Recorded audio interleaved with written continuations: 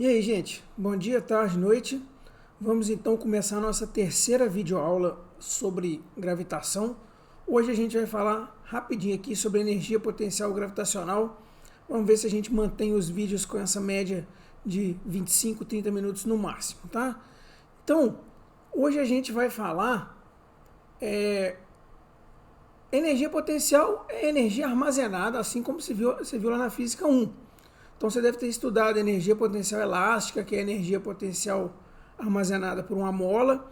Nós temos energia potencial elétrica, que é a energia armazenada em cargas elétricas, que você vai ver lá na Física 3. E um outro tipo conhecido de energia potencial gravitacional, que você também trabalhou lá na Física 1. Tá?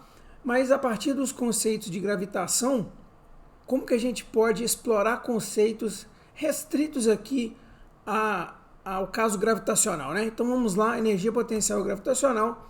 A primeira coisa que a gente vai pensar é o seguinte, como eu já tinha falado, energia potencial é energia armazenada. Então, se eu tenho aqui o sistema Terra-Lua, qualquer energia que esse sistema armazena devido à interação gravitacional, tá? A prova que esse sistema armazena energia potencial gravitacional é que se por algum motivo a Lua sair de órbita da Terra, o que vai acontecer? Você viu também na Física 1 estudando movimento circular. A Lua vai embora na direção tangente à trajetória circular dela e vai embora, né? Essa energia potencial gravitacional vai virar energia cinética e a Lua vai ser expelida e vai embora das proximidades aqui da Terra, né? Se alguma coisa fosse capaz de tirar a Lua da órbita da Terra, era mais ou menos isso que ia acontecer. Tudo bem? Então, eu quis dizer só, né, pelo fato de que a Lua ganharia energia cinética e iria embora em disparada espaço afora, da onde que vem essa energia? Essa energia é a energia potencial gravitacional, está armazenada no sistema Terra-Lua.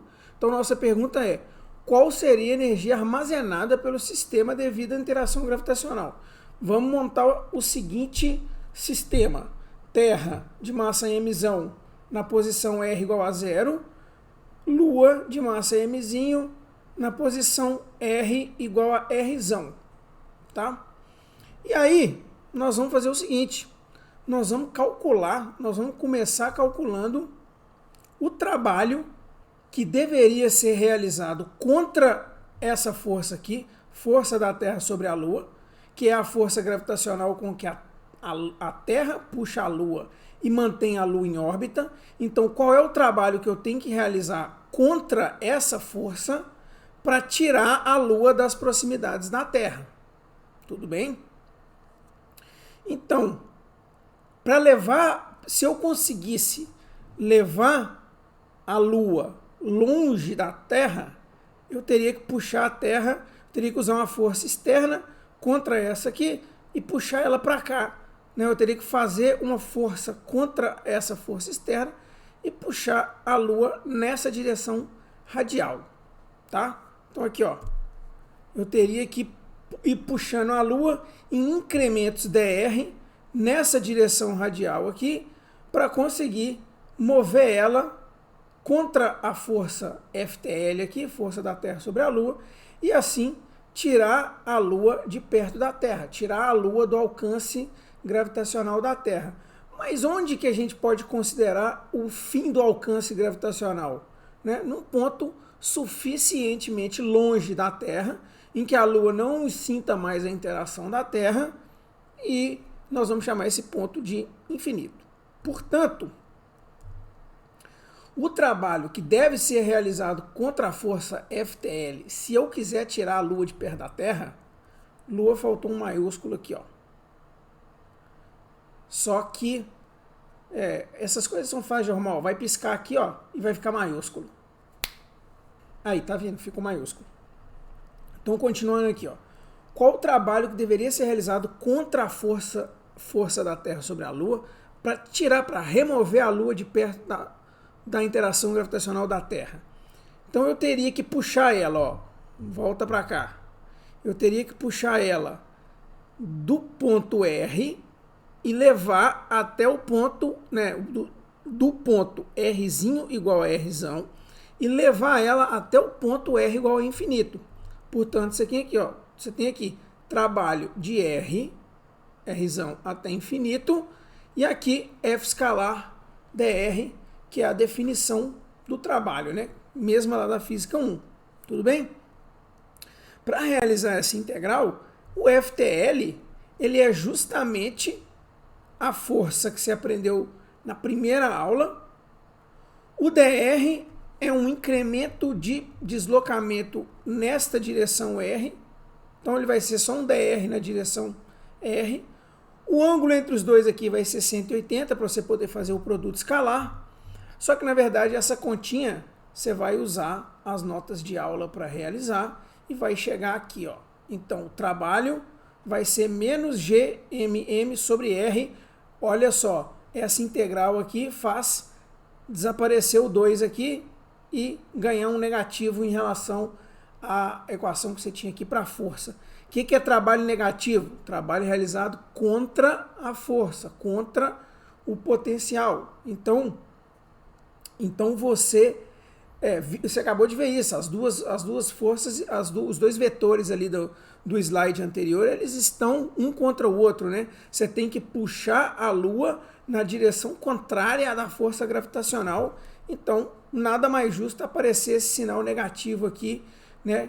Que você sabe desde a física 1 que trabalho negativo é trabalho realizado contra aquela força aqui da integral, tá? Então essa aqui é a equação para o trabalho. Mas como que eu uso esse resultado aqui do trabalho para chegar num valor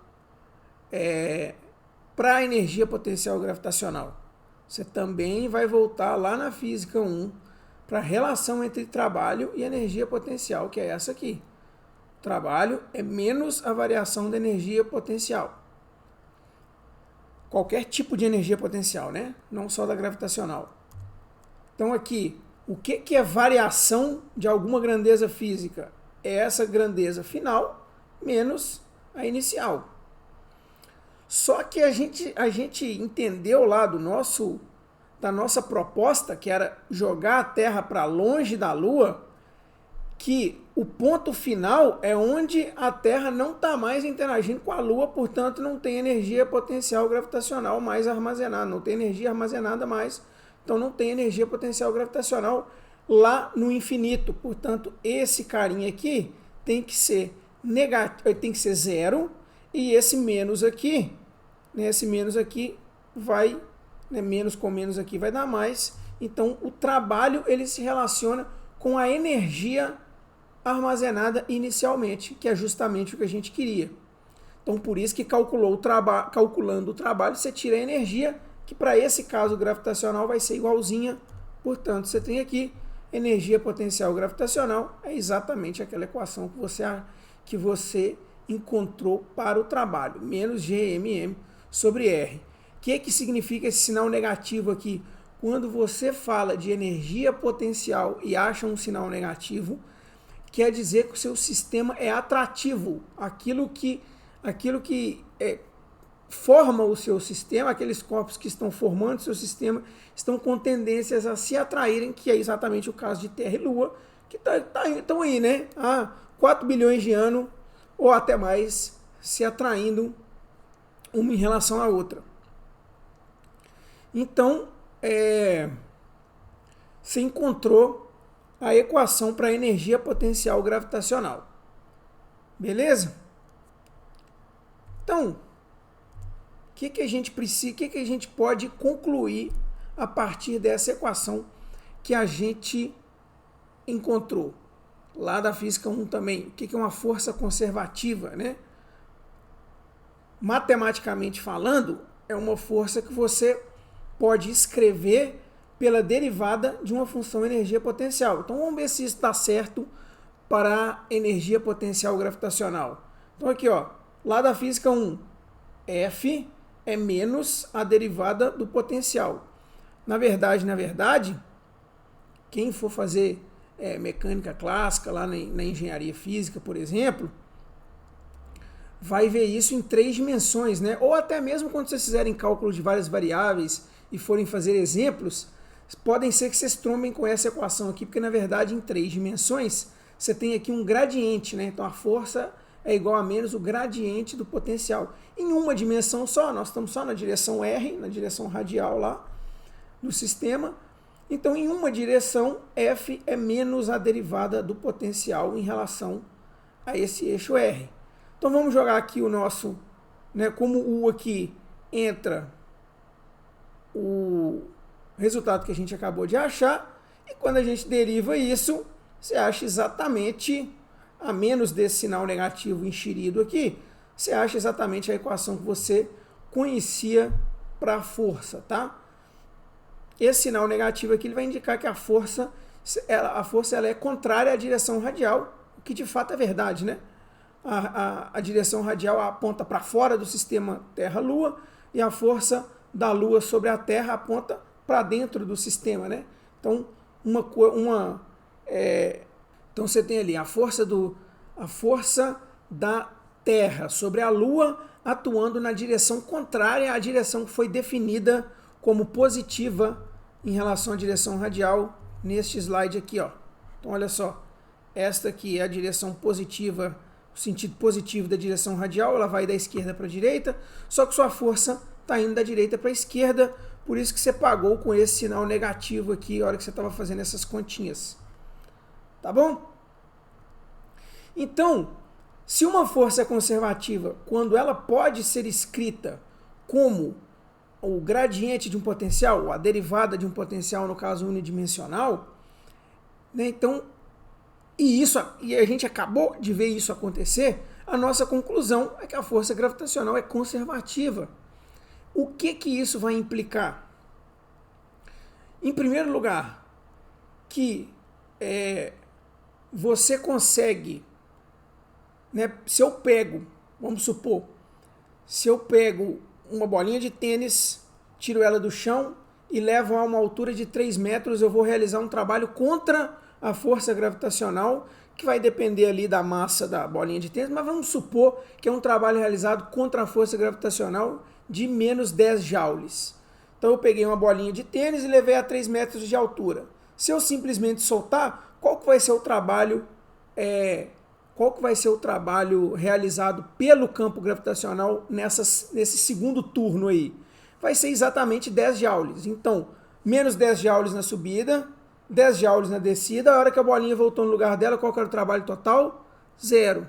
Então, uma força, quando você tem uma força conservativa, né, você consegue ir e voltar, entre aspas, né, nesse campo vetorial, você consegue ir e voltar nesse campo vetorial. A hora que você voltou, o trabalho total, 0, né? Um ciclo fechado tem trabalho total igual a 0. O que mais? Quer dizer que a trajetória, se eu pego uma bolinha de tênis e vou subir ela até 3 metros de altura, não tem importância se eu fiz isso na diagonal, se eu fiz isso na vertical, se eu fiz isso seguindo um caminho de escadinha, assim, ó. Não tem, né, como a gente pode ver aqui nesta figura aqui, a trajetória de A até G é irrelevante. Se eu pego uma bolinha de tênis e levo ela de A até G, o trabalho é o mesmo, independente se eu vier direto de A até G, se eu vier A, B, C, D, E, F, G, se eu vier A, C, E, G, o trabalho vai ser o mesmo. Só depende dos pontos finais, iniciais da sua trajetória. Então, isso que quer dizer força conservativa é um conceito que você já abordou lá na Física 1 também, tá? Né? Por que está tendo muitas coisas de Física 1? Porque a gente ainda gravitação ainda faz parte de mecânica, e aí a gente tem que usar tudo que você aprendeu no contexto de mecânica para interpretar as coisas que estão acontecendo aqui, à medida que a gente vai se aventurando aqui nas características da força gravitacional. Tá bom? O que mais? Então agora nós vamos fazer o seguinte. A Terra, ela prende os objetos que têm massa muito menor do que ela aqui na superfície dela via interação gravitacional. Mas e se eu quiser escapar do alcance gravitacional, da atração gravitacional da Terra? Que velocidade que eu teria que ter em um objeto lançado, né, ao nível do mar ali? Que velocidade que ele teria que ter para escapar da atração gravitacional da Terra? Essa velocidade é chamada velocidade de escape. Tá? Então, para a Terra faz muito pouco sentido a gente pensar nisso sem você pensar automaticamente em um foguete, né? Ele é o único um foguete com todo o combustível que é queimado, né, no lançamento, com toda a tecnologia que tem um foguete, é um dos únicos veículos que a gente consegue, que a gente pode imaginar ali com velocidade, que vai alcançar velocidade suficiente para realmente sair do alcance gravitacional da Terra, né? Um outro meio que você poderia pensar de fazer isso é entrar em órbita e ir aumentando o raio dessa órbita ao longo do tempo. Talvez ali você precisaria de uma velocidade um pouco menor que a velocidade de escape para fazer isso, mas enfim, a velocidade de escape é definida como a velocidade necessária para você escapar da interação gravitacional de um determinado corpo. Faz mais sentido a gente pensar na Terra ou na Lua, por exemplo. Os astronautas que chegaram na Lua, eles pousaram o módulo lunar lá e depois eles foram exatamente na vertical. Então, que velocidade que o módulo lunar teve que ter para escapar da velocidade da Lua, da atração gravitacional da Lua? Em outras palavras, qual seria a velocidade de escape da Lua? Por conta da massa da Lua, sabemos que seria uma velocidade bem menor que a da Terra. Mas como calcular a velocidade de escape? Tá? Vamos fazer aqui para a Terra. Primeiro você vai fazer o seguinte. Então, eu quero botar uma bolinha de tênis em órbita. Eu vou arremessar ela com a mão, né, aqui da superfície da Terra para cima e botar ela em órbita da Terra. Brincadeira, né? O que tem condição de fazer isso, a gente sabe que são, né, os veículos, foguetes e outras aeronaves do gênero ali, são as que têm a mínima possibilidade de fazer isso. Mas você vai pensar no seguinte: se eu estou agarrado em um planeta qualquer, tá? Quer pensar num planeta menorzinho para fazer um pouquinho mais sentido você pensar com a bolinha de tênis? Então tá, você está lá na superfície de um planeta de massa pequena, portanto ele vai ter uma atração gravitacional pequena e com a sua mão você consegue pegar e arremessar uma bolinha de tênis para cima e tirar ela do alcance gravitacional do planeta, né? O que teria que acontecer? A energia cinética que você deve transferir para esse projétil, essa bolinha de tênis, ou o foguete no caso, ela tem que ser exatamente a energia necessária para vencer o campo gravitacional. E qual que é a energia necessária para vencer o campo gravitacional? Nós acabamos de calcular ela, a energia potencial gravitacional. Então, você faria o seguinte, ó. Se você sai do alcance gravitacional da Terra e recebeu só a energia necessária para isso, você vai sair do alcance gravitacional da Terra e a partir daquele momento você não vai ter mais energia nenhuma. A bolinha de tênis ela não vai ter mais energia nenhuma.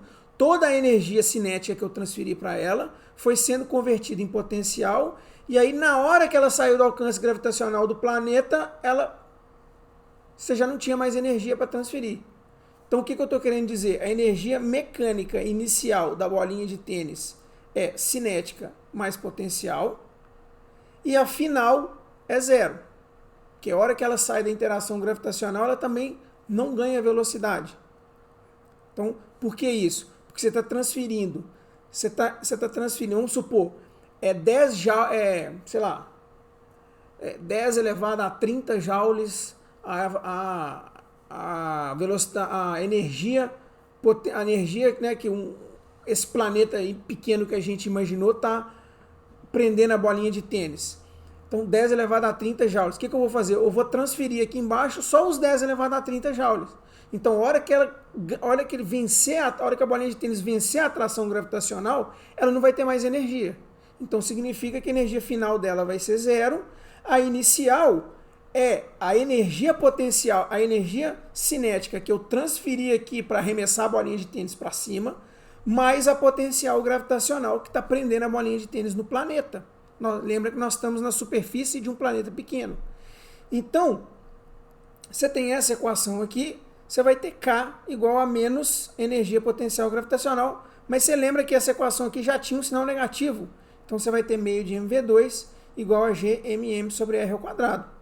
Então se você estiver falando da superfície da Terra, você vai ter aqui, ó, raio da Terra e massa da Terra. Se você estiver falando da Lua, raio da Lua e massa da Lua. Se você estiver falando desse planeta pequeno que a gente acabou de inventar, raio do planeta pequeno que a gente acabou de inventar e massa do planeta pequeno que a gente acabou de inventar. Como resultado, você vai ter essa velocidade aqui, 2gm sobre r raiz, que é conhecida como velocidade de escape. Então, que velocidade que um projétil deveria ter para escapar da interação gravitacional de um certo planeta? Tudo bem? Para a Terra, a velocidade de escape é de mais de 40 mil km por hora.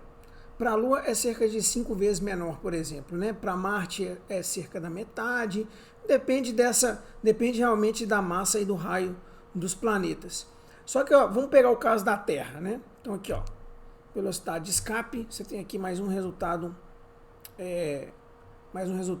significativo ali da gravitação, mas vamos interpretar ele. Significa então, né, se você calcular isso aqui para a Terra, o valor vai ser coisa de 40.320 km por hora, um valor próximo desse aí. Significa que eu tenho que dar 40.300 km por hora para um foguete, falando, ó, aprendi hoje na aula de física, quando a NASA lança um foguete, a velocidade dele aqui embaixo é 40.000 km por hora.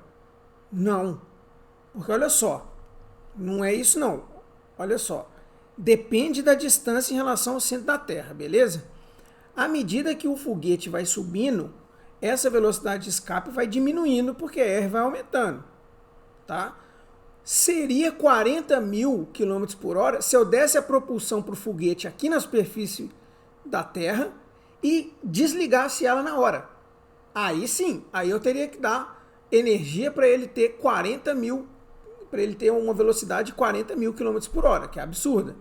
Só que o que acontece com o foguete?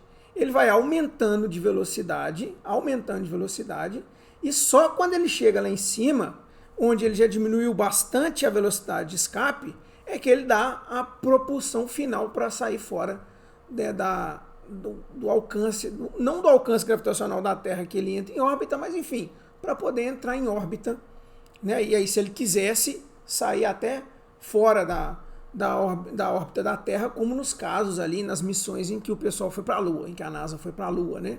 Que ele saiu fora mesmo da órbita da Terra, né?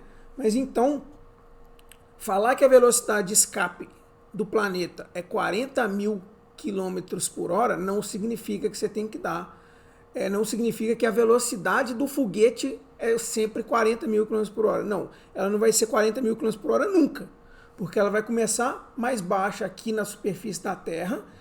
Como você não vai desligar o motor nunca, né? Nunca não, né? Mas você não vai desligar o motor até chegar lá em cima, vai valer como velocidade de escape aquela quando o foguete já está lá em cima, tá? O caso da bolinha de tênis no nosso planeta fictício pequeno, que a gente vai botar a bolinha de tênis em órbita, esse sim, você teria que transferir para a bolinha lá embaixo uma velocidade igual à velocidade de escape, porque a bolinha não tem motor, tá? Ficou entendido então?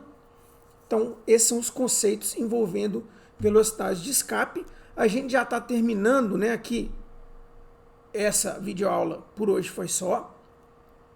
A gente já está faltam só leis de Kepler para a gente terminar a gravitação. Vão pegando a lista de exercícios que também vai estar lá no Classroom, já vão dando uma olhadinha nos exercícios sugeridos lá para a gente trabalhar esses conceitos que a gente vai tirar as dúvidas em sala de aula, tá? Vai olhando os exercícios sugeridos desses outros 3 tópicos aqui que a gente discutiu, enquanto a gente enquanto eu não coloco no ar aqui o vídeo de leis de Kepler, mas também não vai demorar não. Rapidinho eu já estou com o vídeo de leis de Kepler lá no YouTube, e aí a gente vai encerrar a gravitação e passar para fluidos. Beleza? Então, por hoje é só, mais uma aula rapidinha. Até a próxima.